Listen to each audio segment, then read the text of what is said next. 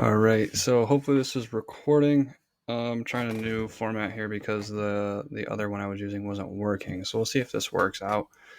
So we're talking about World War II here, and also like the interwar period there, from the 1930s all the way till 1945, basically. And it all starts off this whole unit with the rise of fascism. If you think about the global economy goes in the tanker, right? Dumps down really badly. Everyone's poor.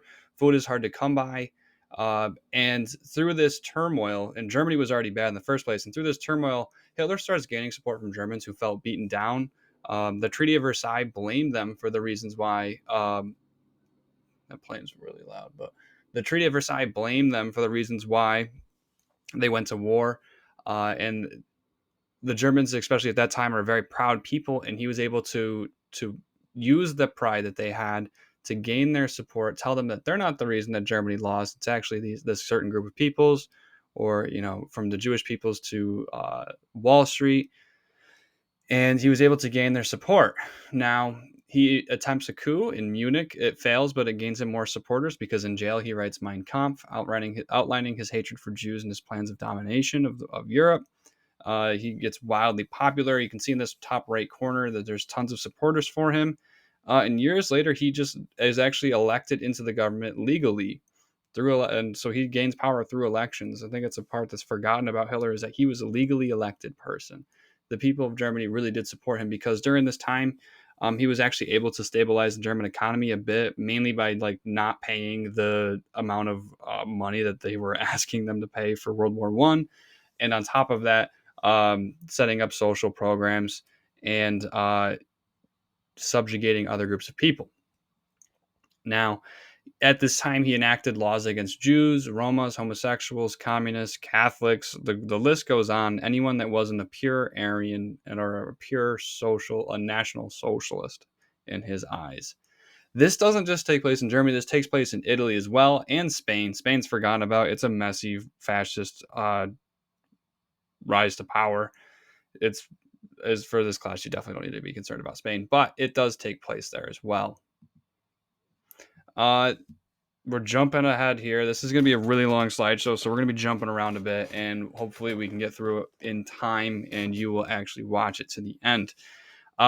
So war in Europe begins. The Nazis use blitzkrieg tactics to overwhelm countries with air and land combined forces. Basically, they would drive their tanks super fast around the French or the Russians, and they would encircle them, and then they would hit them with planes, which are super loud and scary, the Stukas dive bombers. And when they combined these two, they were an unstoppable force for quite some time. They also become allied with Italy. Italy goes off to try to take over lands, and they fail pretty badly at it, but they are still very fascist with Mussolini. Hitler invades Poland, brings England into the war, and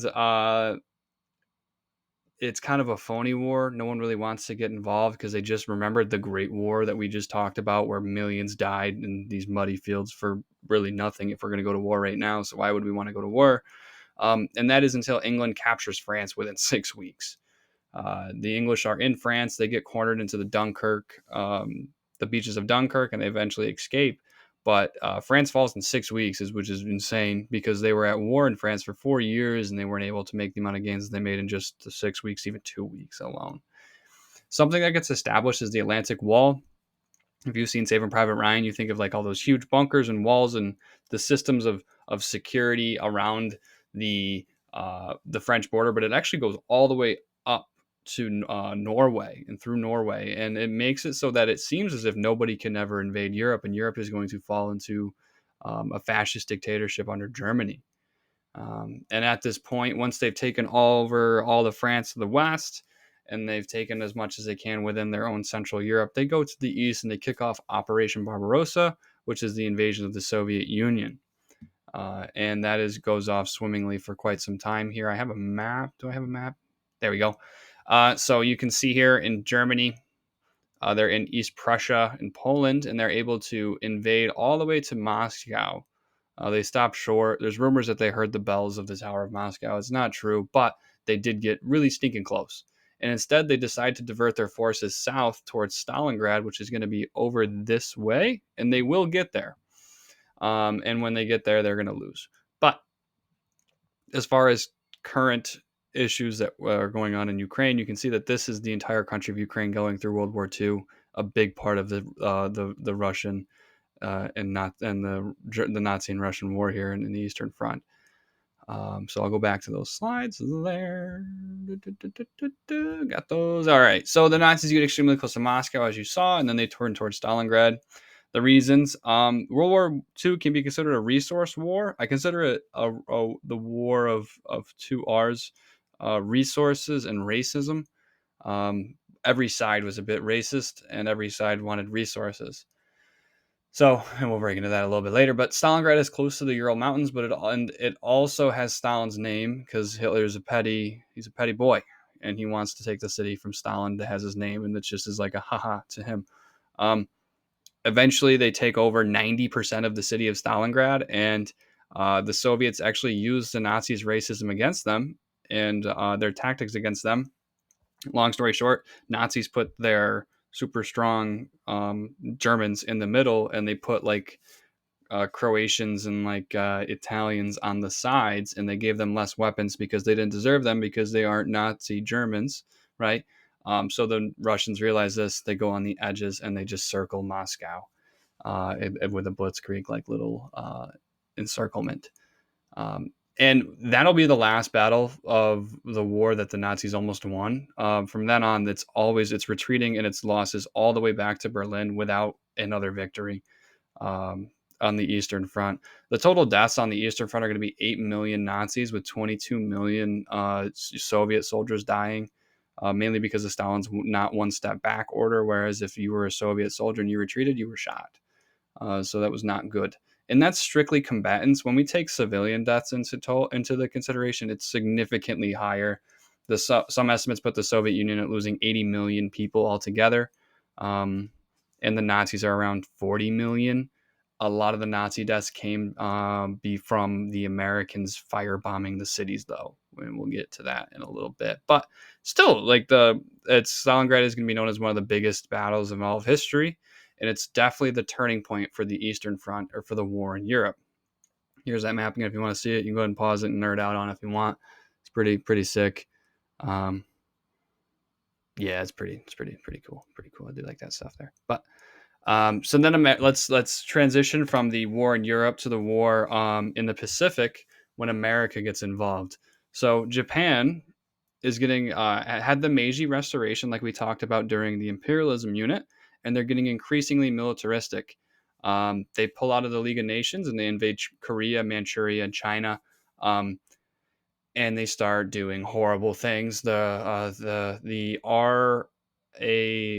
I know Google, YouTube blocks the R word for being mean to somebody, but of Nanking, over I think it was over 1 million people within a short few days were killed or assaulted in one city alone, and that's pretty insane. And the reason why is because Japan is also racist, and they think that they're the supreme race of the Pacific Asian people or the Pacific area. And so when they go into China, they have, similar to the Germans to the Jews, the Japanese do to the Chinese, and to anybody else in that area. They do believe them to be racially superior. Let's fast forward a little bit. The United States refused to provide Japan with essential resources like rubber and gasoline. Japan sees that as a declaration of war and attacks Pearl Harbor. Boom, that one attack alone, America joins the Allies and declares war on Japan. And now America is at war in Japan and in Europe because Hitler is a big dumb dummy who's on drugs, and he decides to declare war on America. So now we're at war in the Pacific and in Europe. So it is a truly global conflict. In this bottom right here, you see the Battle of Pearl Harbor going on with those massive smoke clouds. America does not like to wait, and that was what was the English said about the Americans when we met for the war conference. I guess you would call it the planning conference. We immediately started planning Operation Overlord, which is the Allied invasion of Normandy. After invading through Italy stalled. Italy is a pretty tough country to invade. D-Day takes place. A lot of U.S. soldiers die in Normandy, and they're able to push all the way to Paris and liberate Paris. And then they just turn to Germany. This was the largest armada ever assembled. Armada is a group of ships. It's the largest group of ships ever assembled in human history. And it was a crazy thing that happened just about 100 years ago, or 180 years ago. The people who fought in it are turning 100 now. And it's if you've seen Saving Private Ryan, I've actually been to the beaches. It's crazy to believe that people just ran across. We just sent 18-year-olds like run, and then they had to run, and it was a brutal one. It was a brutal time. This picture down here on the bottom right is actually a real photograph of that day, and you can see on the edge here, this is where the Nazis were in their bunkers. Ironically, most of those Nazis were actually Romanians, but not all of them, but a decent amount of different not SS groups. But anyways, let's keep going. So Allies slow movements. Allies make turn from Paris. They move towards Berlin. And during that, the Nazis counterattack in the Bastogne. The Allies eventually win that. And then the Allies move towards Berlin by crossing the Rhine. There's some failures along the way. You don't need to know about them. Operation Market Garden is one of them. Not necessarily going to be on the Regents, but for you history nerds, it's a really good, it's an interesting plan that absolutely bombed. And basically you just see the Western Front and the Eastern Front slowly pinching in towards Germany. And the Allies make slow movements, which means the Russians get there first, and the Russians are able to capture Berlin before we can. And that ends the war in Europe. Hitler kills himself. He's not alive anymore. He definitely died, as did most of the Nazi leaders. And we'll talk about the ones that survived in a second. Going back to so America finishes the war in Europe, and now they're going to transition to the Pacific Islands. America wins the Battle of the Midway. That's going to be the turning point battle for the war, and it actually takes place pretty early on. The reason why it's a turning point battle is because effectively the Japanese Navy cannot fight after that. They're done. The Navy's done. And it's an island war. So the Americans continue to island hop all the way to Iwo Jima, the Japanese island, which is going to be the last spot of invasion for them. This picture up here on the right is taken during the Battle of Iwo Jima. Most of the people in the photograph actually end up dying throughout the rest of the Battle of Iwo Jima, unfortunately. And after this terrible month, it's a couple month long Battle of Iwo Jima, which is just like a tiny, tiny little island, and the countless American deaths on that island, the president and powers that be decided that it was much wiser to drop the nuke on Japan twice, or as I say here, drop the sun twice in Japan, on Nagasaki and Hiroshima, because, and this is going to be a debated topic for the rest of human history recorded, whether or not we needed to do that and what the consequences of that are. But at the time, the thought was that we would lose over 10 to 20 million Americans invading that, which was unacceptable. I think it's funny though, because that's as much as the Soviets lost for Germany, but we value American lives pretty highly here. After the sun gets dropped, Japan surrenders shortly after. And in this, you see technological advancements again.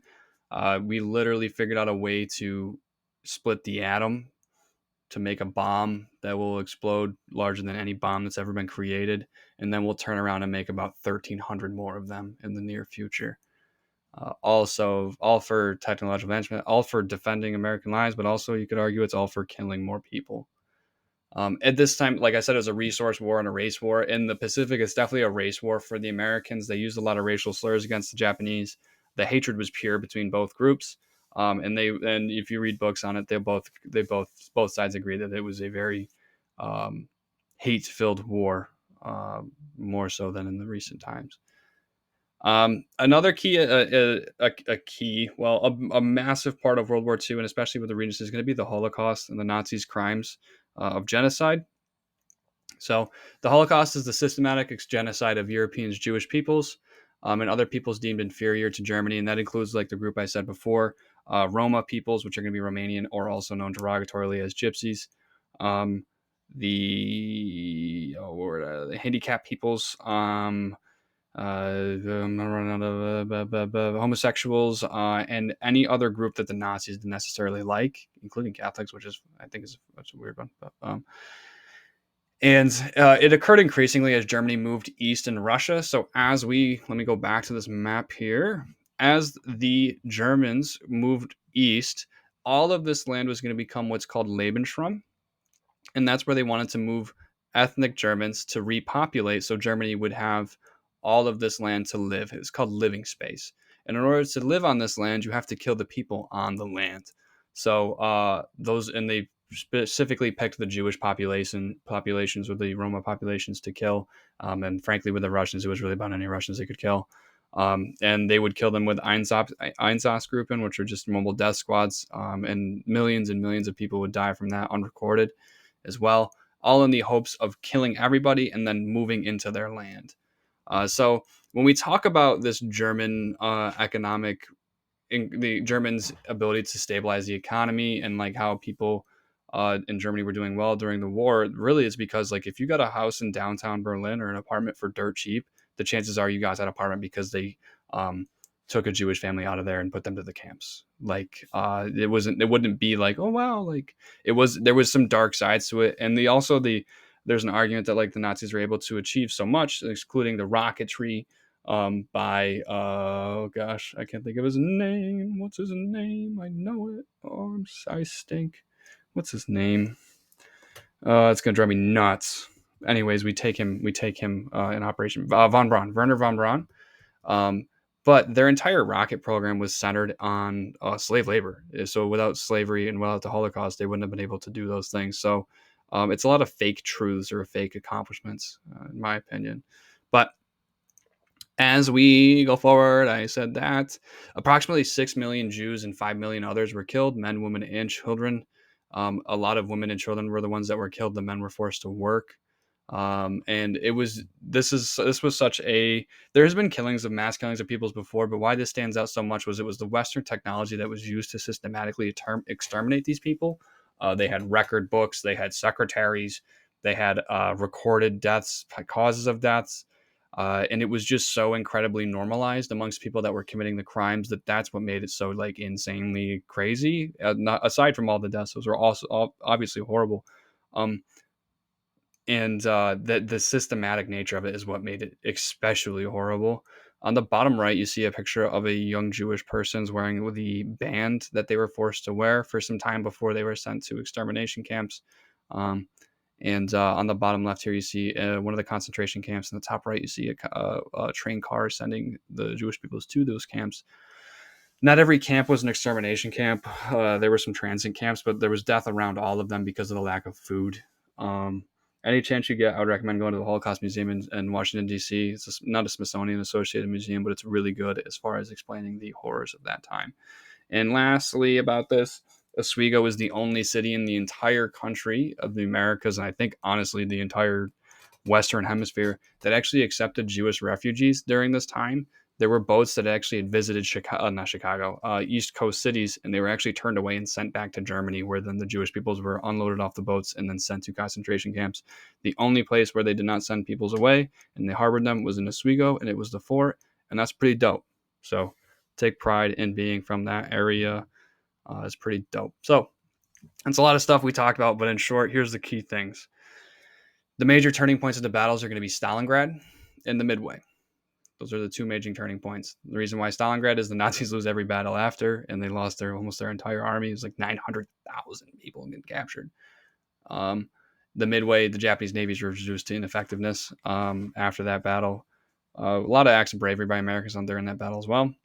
The outcomes, because of this, the USSR is going to control half of Europe after liberating from the Nazis. So if you imagine you are a Polish person, you're like, sweet, the Nazis are gone. And then the Russians come in and they still are awful to you. They might not be sending you to concentration camps, but they are sending you to gulags, which are concentration camps, basically. But and that happens for all of the countries in the eastern sections that were captured besides Western Germany and parts of Berlin. So for a lot of Central Europe, there's a lot of confusion, and just overall the culture is very weird coming off of these horrible acts. Still to this day, I think Vienna was one of the coolest cities because you have these two. It's just a lot. There's a lot of trauma and a lot of rich history with those two groups. Like Ukraine right now, all the conflict going on there. You had the Nazis take over, and then the Soviets take over, and then the Soviets stay, and then and now the Soviets are coming back. So there's a lot of stuff going on there culturally. So besides that outcome, Japan actually becomes a close ally to America. It's one of the closest we have in the Pacific area. um, because of our treatment of them after the war. After this war ends, we do not punish either country severely out of fear of them turning to communism if they are dead broke. So we actually funnel tons of money in investments in education and rebuilding the cities and creating those countries to be stronger democratically. And ironically, as I make this video, both of these countries are actually returning to being militarized. So Japan is making a bunch more military grade stuff, and Germany is trying to become the leader of the military coalition in Europe as far as producing tanks. And they make some pretty good ones, which is kind of funny. But um, it's nice to know they're on the good side now, though. That's good. Um, this laid the foundations for the Cold War. Like I said, the Russians coming back and forth. There's some serious. We're gonna go into the Cold War next video, so that'll be a good one. And the lastly, here we have the Nuremberg trials, where where it was proven that leaders will have consequences for crimes against humanity. The Nazi officials who propagated the Holocaust in Europe faced consequences, such that most of them were hanged. Um, Especially a lot of SS soldiers were given prison time after their fighting. Not so much the Wehrmacht, but definitely the Nazis, the hardcore Nazis, had to face consequences for it. No longer could you just be like, "Oh, I was just told to, kill these people." That wasn't a good enough excuse anymore. So the enduring issues, there's a lot here: conflict, human rights violations, inequality, scarcity, and population growth or decline. I say decline because 55 million civilians died during this war, which is a disgusting amount. 55 million non-combatants died at this war. America is estimated to kill at least, I don't know the actual number, but it's probably around 10. In Germany, we bombed the ever-loving poo-poo out of that country, including the women and children in the homes, burned them out. And the same thing in Japan. We firebombed Japan, which had a bunch of wooden cities, and that was not good. So, scarcity, resource war. The Nazis wanted to take over more resources, including land. Land is a resource. So, scarcity is a big one there. Inequality, obviously, the racial treatment of peoples subjugated under the Nazis and the Japanese was not okay. Um, Human rights violations. The Holocaust is a huge human rights violation, of course. In conflict, it was a war. So I'm going to end that there. Hopefully this recorded it. If it didn't, I'm going to cry, and it's going to be a good 5-minute cry. But I think it might have recorded it, and if it did, this will be sick. It's my second video of the day. Let's get this bread. Test is Tuesday. You can do this. Peace and love. Keep studying. I don't know how to end it on this.